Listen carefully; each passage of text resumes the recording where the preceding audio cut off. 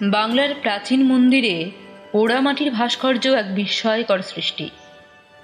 পুরাণ ও মহাকাব্যের দৃশ্যায়নে ছাড়াও এইসব ভাস্কর্যে নানা বৈচিত্র্যের পরিচয় পাওয়া যায়। মানুষের দৈনন্দিন জীবনযাপন থেকে সংস্কৃতি চর্চার ইতিহাস এইসব ভাস্কর্যে চিহ্নিত আছে। আমরা আজ বিশেষভাবে দেখব মন্দিরের গায়ে পোড়ামাটির বাদ্যযন্ত্রগুলো। সঙ্গীতের অবিচ্ছেদ্য অঙ্গ বাদ্যযন্ত্র। এইসব যন্ত্র থেকে নির্গত সুরেলা ধ্বনির অপূর্ব মূর্ছনা মুগ্ধ করে আমাদের দেশে প্রচলিত কোন কোন বাদ্যযন্ত্র এইসব ভাস্কর্যে পাওয়া যায় তা দেখার আগে জেনে নিই যন্ত্রগুলো কত রকমের। আনদ্ধবাদ্য, তৎযন্ত্র, সুশির আর ঘনযন্ত্র। প্রধানত এই 4 ধরনের বাদ্যযন্ত্র আমাদের দেশে প্রচলিত। আনদ্ধবাদ্যের মধ্যে আছে ঢাক। প্রাচীনকাল থেকেই হিন্দু ধর্মীয় উৎসবে ঢাক অপরিহার্য। শরতের আকাশে যখন ছড়িয়ে পড়ে সোনালি রোদ আর নদীর তীরে কাশফুলের সমারোহ, বাংলার মাটিতে শুরু হয় দেবী দুর্গার বোধন। তখন কি ঢাকের আওয়াজ ছাড়া শোভা পায়? পোড়ামাটির ভাস্কর্যে এই ঢাকের ছবিটি হুগলি জেলার আঁটপুরের একটি মন্দির থেকে সংগৃহীত। এরপরেই দেখুন আরেকটি মন্দিরের ফলকে ঢোল বাজানোর ভাস্কর্য। আঁটপুরের কাছাকাছি দ্বারহাটা গ্রামের একটি মন্দিরে দেখা যায় আর এক রকমের আনদ্ধ বাদ্য। ছবিতে দেখুন বাদকের গলায় ঝোলানো যন্ত্রটি কাঠি দিয়ে বাজানো হচ্ছে। পাশেই আর একজনের কোমরে বাঁধা একই রকম দেখতে যন্ত্র। পাশাপাশি অবস্থিত দুটি ফলক দেখলে মনে হয় যুদ্ধ জয় করে ফিরছেন কোনো রাজা, আর সামনে বাজছে ভেরি ও দুন্দুভি। হুগলি জেলা থেকে চলে যাই বাঁকুড়া জেলায়। বিষ্ণুপুর ও জয়পুরের মন্দিরে সবচেয়ে বেশি দেখা যায় খোল বা মৃদঙ্গ। বাংলার কীর্তনে অপরিহার্য এই খোল, যা চৈতন্য মহাপ্রভুর সময় থেকেই আজও সমানভাবে প্রচলিত।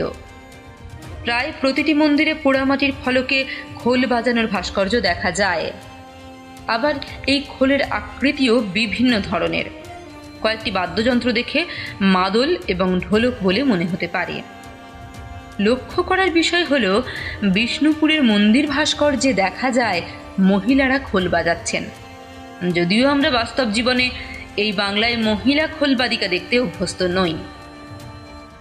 তৎযন্ত্র হিসেবে বিভিন্ন ধরনের বীণা আমাদের দেশে ভীষণ প্রচলিত বাদ্যযন্ত্র, যেমন রুদ্রবীণা, মোহনবীণা ইত্যাদি। এদের মধ্যে কিছু যন্ত্র অধুনা অপ্রচলিত, কিন্তু পোড়ামাটির ভাস্কর্যে তাদের চিহ্ন রয়ে গেছে।